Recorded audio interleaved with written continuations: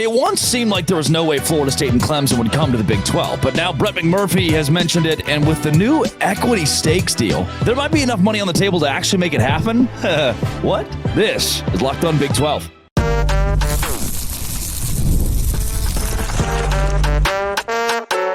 You are Locked On Big 12, your daily podcast on the Big 12 Conference, part of the Locked On Podcast Network, your team every day. Happy Monday, everybody. Welcome to Locked On Big 12, Locked On Baylor crossover. I'm Drake Toll from the number one Big 12 podcast in America, Locked On Big 12. That is Cameron Stewart from Locked On Baylor. Thanks for making our shows your first listen every single day. Clemson and Florida State to the Big 12 seemed like something that was so foreign, an idea that was crazy. And then about a month ago, Brett McMurphy wrote in an article, there's an emergency plan in which those two teams go to build back better in the Big 12 and create a third super conference, anchoring the league and being the Big Two. We're going to get into that first. We'll also talk how SMU is maybe the most irrelevant college football program in America, and the NCAA tournament is expanding, and it sucks. Clemson and Florida State to the Big 12. There is a tweet from a well-sourced person, MHVER3, who was all of breaking news when Colorado left the Pac-12. Who just always gets it right. Right. This dude always get, or woman, and always gets somebody out there shaking. They're shaking in the boots right now. They're throwing things to their car. They're like, oh, it's an unnamed person on Twitter. Oh, it's not a source. But they're right there at the forefront before the Ross Dellingers and the Brett McMurphys are. And this tweet is, might there be a bidding war for an equity stake in the Big 12? So not just Allstate, but others involved. The $1 billion valuation was the first number we heard. He then says, another suitor has entered the room. Valuation could end up much higher, enough to sway two unhappy Southerners, that being Clemson and Florida State. Those two teams want money. That's all they want is money. And the Big 12 is about to get a whole lot of it by being revolutionary in the way they're marketing the league. If this conference signs a $2 billion deal over the course of the next even 10 years, it is now not that foreign. Brett McMurphy's scenario of an emergency Clemson, Florida State to the Big 12 conference. Yeah, they want money and they want legitimacy. And I know there are people even who watch this podcast who are screaming right now, the Big 12 is not legitimate compared to the Big 10 and the SEC. And right now they're not. But you bring Clemson and Florida State in, you kind of are. I know that seems weird because we're talking about the ACC not being legitimate, and they have those schools right now. But with the way that the Big 12 is planning for the future, and again, the buzzword of stability in this conference, then you bring in those superpowers, then you have both of those things. You have the legitimacy, you have the money, and the more that these other schools will go towards the Big 10 and the SEC, the Big 12, they get those two, they're like, if we can be done, we could be done for now. And I think this, and look, I don't love the private equity thing just because of what I think it represents. And that's people outside the member universities having a say in this conference. And ultimately, I just don't love that at the end of the day, but it does bring in a pretty quick influx of cash for you. And despite what some people think, I'm no economist or anything, but it doesn't seem like just a short-term fix. It's not just a short-term influx of cash. The more I read about this, the more it seems this could be built for the long term for the Big 12 to have a private equity firm investing in it, because I think what that'll lead to is an early renegotiation of the TV deal, especially after the ACC goes under, and that just becomes a cash cow once again for the Big 12. What if the ACC doesn't go under then? Because if Clemson and Florida State go to the Big 12, at that point, you mentioned this, then does that mean that certain teams stay from the Big 12 conference, that's stable enough that you stay put? The ACC, you're going, nobody really needs to jump ship. The Big 12 doesn't want anybody. The SEC is not going to attack, North Carolina or Virginia. Mm-hmm. Is this the way that we create a Power Four still long-term in college football? Yeah, it could be that. And in that scenario, that would be great for the Big 12. I should say what I'm trying to do, we should all be on board with this. Everybody out there should be on board with Clemson and Florida State to the Big 12. I think so. That sounds great. Yeah. College football as we know it. Well, I would also say this about the ACC. Look, once those two schools leave, there's no guarantee of it. We're laying out a scenario where that could work, but there's no guarantee of it. And I think the ACC, what they can do is also potentially do what the Big 12 did in terms of, okay, conferences are getting all messed up. We need to get in on this. We need to expand. And that could be taking schools like West Virginia from the Big 12. Hey, guys, this is going to make a lot more sense for you. Why don't you come in here? West Virginia, a Cincinnati, even a UCF, who, two of those just came to the conference, right? Like they could do that and throw in some of these Big East teams that actually play football, like a UConn. I know play football is a stretch, but you can bring some schools like that in and at least, keep your head above water. That scenario is out there for sure. And I think the Big 12, if you say, hey, let's play this out. You get Clemson and Florida State. They take West Virginia and Cincinnati. Okay. All right. Cool. See you guys later. Catch you on the flippity flip. And we're done. Wow. Yeah, you took that in a direction right there. I did. West Virginia and Cincinnati? I'm throwing all kinds of different directions once we start talking expansion, man. All kinds of crap runs through my head. Which I love the fact that half of West Virginia fans are in the camp of, well, it would mean more regional matchups, which makes sense. Those poor guys have had nobody close for the last decade to play. Like, oh, you going to the away game? You driving to the away game this weekend? Going to Tempe? No. Catch the Nears? Don't think that anybody in West Virginia is going to be able to do that. And that's a terrible existence in college football for two guys. The current ACC would be pretty close to what they had in the Big East, like pretty close. Yeah, and we went to Baylor, and you knew that you had at least 2 games within driving distance every year, from Stillwater to Norman, TCU down to Austin. Like, not Houston. Lubbock, yes. Not really Lubbock. Some people fly to Lubbock. And West Virginia wants that. Does that mean that they'll jump? I don't think so. But Clemson and Florida State to the Big 12 is not impossible. Brett McMurphy said it's not. He's a smart guy. You all know him. That's a name right there. We trust him. He's saying that, you're like, oh, this is stupid. Well, that guy's not stupid. This MH3 or whatever guy who always gets it right could be a McMurphy burner. We have not ruled that out yet. If I'm going to throw out all this expansion, mumbo jumbo, like just throw out these hypotheticals, I'll throw out the hypothetical that's Brett McMurphy's burner. All right. Or Bob Bowlesby's for burner. that? I'm not sure if you can get sued for that, right? We'll find out. Coming up, SMU is what they call delusional. This is Locked On Big 12, part of the Locked On Podcast Network, your team every day.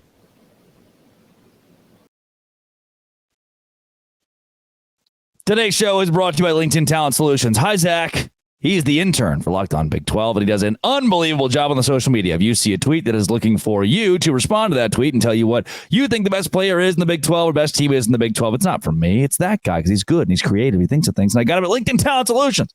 Over 70% of LinkedIn users don't visit other job sites. So you're looking on LinkedIn, you're looking in the right place. 86% of small businesses get a qualified candidate within 24 hours. Hire professionals like a professional on LinkedIn.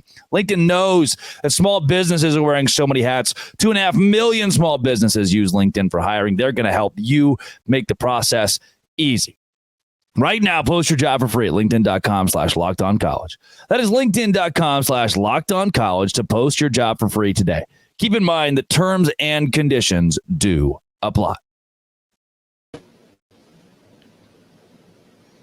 I think SMU might be the most delusional fan base in the entire country, as SMU now believes that they become a power in college football because of the way they're able to raise money from donors. They are having to pay their own way into the power conference level because no one wants them. Like, this is like you go to the lunch table. It's like, oh, that's where the jocks sit.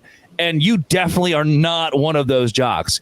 And you come up and you're like, guys, I could pay each of you $100 to sit at this table. And I got a pool too. You can use that. It's in ground. You're not going to believe it. And then everyone's like, well, we do like money, so I guess you could pay us to be here. And then immediately the best 2 jocks at the table, Florida State and Clemson, are like, no, I don't like that money that much. Table. We are leaving. It's not enough money for us to say our parents are rich. SMU has raised $159 million for athletics in the last year for their move to the ACC, and they're just like underground. Let's sell T-shirts and do a bake sale, and not tell anybody what's baked into the cookies, just to go to the ACC. And I love that the SMU accounts on social media are like, oh my gosh, everybody's talking about TV revenue and stuff. Watch out. We got way more money than Big 12 teams because we raised it ourselves. And that's just not what revenue in college football is. That's really not what sustainable revenue is. It's just not. And it's funny because like Baylor had kind of an issue actually in the early days of NIL because they had gone on like this 10-year fundraiser for all these new facilities like the McLean Stadium that you see in the Foster Pavilion and a couple of huge buildings on campus, everything. And it's like, man, it's pretty tough to go and ask your donors again after all of that. There's only so many of the Mark and Paula herds that you can go, and every school has them, right? That we can go and ask. And SMU just did all of that in a year. Yeah. Which is great. That's awesome. But look, at the end of the day, a major conference still found Houston more marketable than you were, found it to be a better, more viable, stable option to add to their conference than they thought SMU was. SMU of University Park, not Dallas. Don't let them fool you. It is pretty close, though. Can I tell you quickly a delusional SMU fan story that I ran into personally a few months ago? I would like to tell you that more people are watching South Alabama versus Eastern Michigan than they are watching SMU and Tulane. Love that. Love that. Oh, Harding and Colorado School of the Mines is on. I saw them on the Sickos committee. I'm in. Yeah, I'll watch that over SMU. That just like their TV viewership is not great. You're going to love this, though, because we've seen this SMU delusion firsthand. This was me flying out of my hometown of Boston right after Christmas. Sorry. Really quick. It was SMU Navy. They got 76,000 viewers right behind Texas State and South Alabama. You know how many people are in the Navy? It's like a national fan base. Not only can you not fill people the that stadium, love the water, there are more people watching the Savannah Bananas on YouTube than an SMU football game on ESPN. Onward. That is a lot, by the way. So I was on a plane leaving Boston shortly after the Wasabi Fenway Bowl that SMU lost to the Boston College Eagles, and there were one or two players who were like there with their families, and a couple of SMU fans. They were all talking in line, Southwest flight, and this guy was like, "Yeah, but like that wasn't a real field. How are you guys supposed to win on that? Wasn't a real football field." Yeah. And I'm like, this is incredible content. These guys are about to go to the ACC. And let me tell you, as someone who has experienced it going home for years, this is breaking news. There are teams in the ACC that are better than Boston College. Oh. Not a real field. I love it, dude. SMU, they can't just be normal. They can't. Yeah. They have to do crap like this, man. I love it. They're so delusional. I want to take you back, and again, field. What I think is nuts. That's why we blew a 14-point lead to BC. SMU fans in the comments are like, "Whoa, well, you don't understand. One of the most prestigious educational universities in the world with rich history. And when the football program was cut due to the death penalty, SMU was set back 40 years." Like, there's going to be a whole conglomerate of SMU fans pouring that into. Which, by the way, those things are mostly true, but they'll also be like, Big 12, not good enough for us. They'll do that same thing. Like anyway, Baylor, in essence, got the death penalty in basketball. They had like 5 guys that worked at a McDonald's locally. They put together in 2003 to create a basketball team. And in essence, had that for like 4 years. And essentially got it in football with Kevin Steele, if we're being honest. Yeah. Once they hired him. SMU's not the only one to go through some dark times. So those people that are, screaming that, you're avoiding the big stuff. TV revenue is what pushes college football. We know that. College football playoff revenue is driven by TV revenue. SMU, this is late in the season. And by the way, SMU was not bad at football last year. Like they want you to think every year they're a playoff contender. Mm-hmm. SMU played Rice, and I can take you back to 1981. It's the SMU Mustangs and the Rice Owls, like a top 15 matchup, probably. Like everybody's got their eyes glued to it. In 2023, instead, on ESPNU, mind you, at 7:30 p.m., I cannot give you anything better. 29,000 viewers. Do you understand how many bars and restaurants exist in America that just have ESPNU on all the time. There are more people watching Locked On Big 12 daily than watch a 7:30 primetime ESPNU game between SMU and Rice. It was beat out by Princeton and Dartmouth. Hell yeah. The same very week. Notably huge schools with great alumni bases that are way into football in some football crazy regions. Come on, Drake, cut them a break. And if you're thinking, right, Princeton, Dartmouth, I would have watched that. Hell yeah. It also lost out to Kent State and Akron, who doubled. They got 61,000 viewers. Look, the MAC is a brand by itself. The only ESPN game that it beat that week, SMU and Rice, was Mississippi Valley State and Bethune-Cookman. That is it. Nice job. None of you. In terms of the platform, those four, the Rice and SMU plus Bethune-Cookman and Mississippi Valley State, are about on the same plane. It's just stunning. And SMU is just, we paid our way, but like they want us. SMU is going to learn, like they will learn the things that Baylor fans have learned and TCU fans have learned, obviously to a different extent from SMU, is that you're small and you're always going to be small. Yeah. Once you're in the Big 12, size doesn't matter. Thank God, size doesn't matter. But like you're never as big time as you think you are.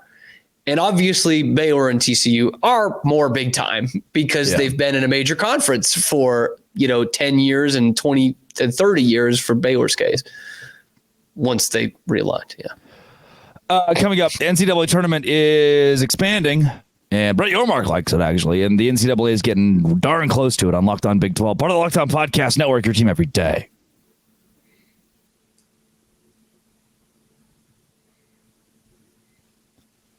The NCAA tournament could expand 72, 76, 78 teams in the coming future. Per Ross Dellinger, the NCAA is getting close to making this happen. I have always thought that every team should have an opportunity to compete in the NCAA tournament. And okay, Izzo. It's unreasonable to have all 363 teams like meet at some kind of site. So like maybe regionally, we break them up into pods of 10, 12, 14 teams. Do like mini tournaments, okay? And the winner of these mini tournaments would get to go to like a bigger, just so we can kind of like simplify it a little bit. So every team makes it, right? The tournament, you just win your kind of regional bracket. And look, maybe you're a really good team and still deserve to go to the NCAA tournament. So we still put you in. That's how it already is. Yeah. Damn. I thought you were onto something there too. The NCAA tournament. It's almost like it's pretty much perfect right now. Is 363 teams. All of you have the opportunity. Now, look, Indiana State didn't make it last year. Woo! My life didn't change. Sorry. Well, I'll say, to defend my Sycamores here, that stunk. I thought that stunk that they didn't get to go. They walked through the MVC the whole season, and they lost the championship game. And I think that's a raw deal, not just for them, but for other conferences. But I think that's a different argument of, hey, how do we weight these things versus, let's just add 10 more. Because and I know that going to 72 or 76 teams does not necessarily get Indiana State in there. Yeah. It does get Oklahoma in there. It does get Ohio State or Maryland or Penn State in there. For sure. Man, it might even get Cincinnati. But it's not getting Indiana State. And I think that sucks. And maybe you get one of those a year. And it just, to me, that is the ultimate sneaky move of watering down the regular season. Well, you're gonna sit in a room, and this is what it is now. Like Florida State is a prominent brand, but would it have brought as much viewership in the college football playoff this last year? Those are now conversations that are happening. From a competitive standpoint. It's no longer who deserves; it's who can be the most competitive. So the profits are larger. And then the NCAA tournament's the same thing. It's the same thing. 18 and 13 Penn State. You said Penn State. 18 and 13 Penn State versus 25 and 6 Indiana State. And the committee's going, well, one of these has a much better chance of making us money You know, like, and what they want to avoid is, what was it? San Diego State, FAU, UConn, and who was the other team? Miami. Yeah. In the Final Four. That's what you want to avoid, because that brings in record low viewership and loses you money. The goal here is to make more money. Yeah. And I know it sounds naive and, very pie in the sky, but like, you've got such a good thing going right now with the NCAA tournament. I think it's probably the only thing in college athletics that is damn near perfect. Don't change it. And it's not the money-making cash cow that the college football playoff is, but it's the only other thing outside of football that really makes serious money in college sports. True. And that has shown year in, year out for, really the last 50 years, but looking specifically at this really money hungry generation of 20 years here, it's off the charts all the time. So that to me is like, it almost doesn't matter who you put in there. Of course it does, but even if it's that VCU versus Butler semifinal, it's still going to get watched. It's the Final Four.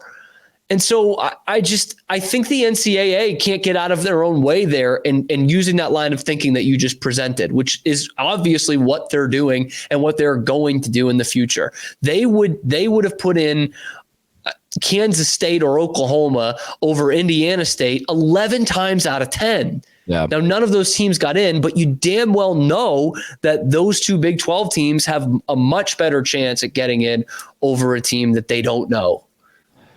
College baseball, I could see this being a thing. Like if you expand college baseball or college softball, the reason being, it's one of the last good things we have. It's one of the last good things that people actually watch. ESPN on the whole is going to give you, like, college volleyball. We're still looking at tournament games on ESPN Plus. Like, we're not covering that very close. We're not close to that.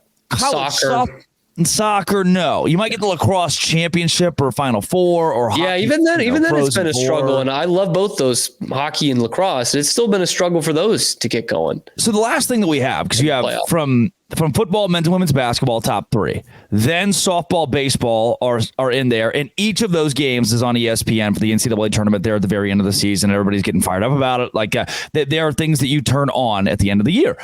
With that being said, it doesn't make any money. It doesn't bring any money in. So we haven't ruined it yet, because there's no reason to add more teams or take away teams because of a revenue thing. It's one of the last great things that money hasn't ruined in college sports. And to me, it means that you could add in more teams and it would not dilute the revenue, the money hungry portion of why we're getting more teams in the NCAA tournament in basketball. That is one. So like baseball, sure. And there we see it all the time, like in Evansville that comes in and you're like, oh, these teams that wax power programs because they're so good and they get overlooked.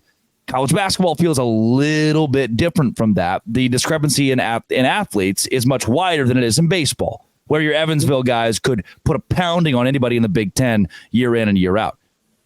When it comes to basketball, then, I don't understand if we will ever see. And up until that UConn run, they win it as a 4 seed. It was mostly top 3 seeds winning national championships. I don't know if we'll ever see the Oklahoma you just added in actually making a difference in the NCAA tournament and bringing in real dollars. Yeah, that's true. And in terms of a basketball standpoint, I don't know, because I would probably think along those lines too. But then again, NC State got in the first 4 and went to the Final Four. Syracuse did it a couple years ago. Syracuse did it. Yeah. ECU did it in the first year. But they don't win championships. Those teams don't win championships. It adds intrigue. It does. It adds a great storyline. But kind of all that to say, it added a great storyline with VCU that first year in 2011 when they first had the first 4. They went all the way to the Final Four. Yeah. You know what? It was also a great story this year when it was NC State. It was also a great story when it was Syracuse, who's more or less a traditional power. It doesn't matter if they're small schools or big schools. If it's a Cinderella story, it's a Cinderella story. So I don't know if that works for or against my argument, but I think it works for in terms of why go through the trouble of adding all this extra and you're doing an extra week of March Madness?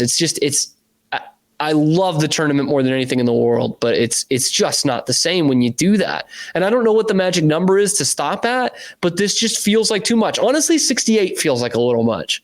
I like 68. And it's working really well, but sorry to Texas Southern, but we're knocking out some teams that would have been 16 seeds. But we're giving you the opportunity now for Fairleigh Dickinson or, somebody to win. Yeah, that's true. UMBC. If people enjoy you, where can they find you?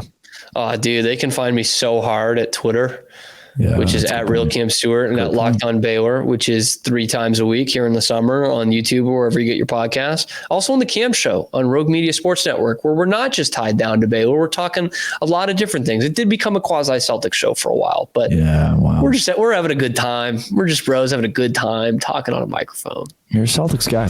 I'm Drake Toll. If you want to find me, don't, please. This has been Always Will Be Locked On. Thanks for making it your first listen every single day. Baylor and Dose Grande.